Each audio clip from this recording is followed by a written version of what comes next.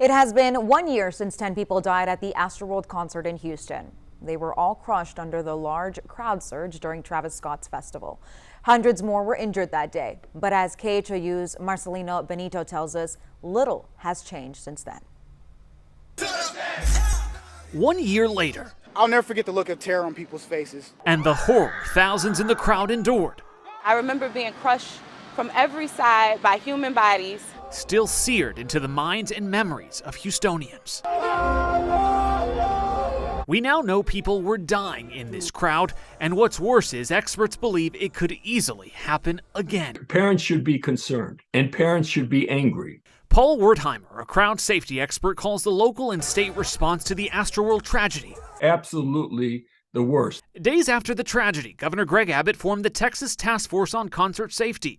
By April of this year, they'd release this 9-page report. Wertheimer says it's a failure with no specifics or timetables for change. A high school class in Texas could have done better, quicker, and at less cost. The task force didn't even address the main cause identified of this disaster, and that is crowd crush festival seating.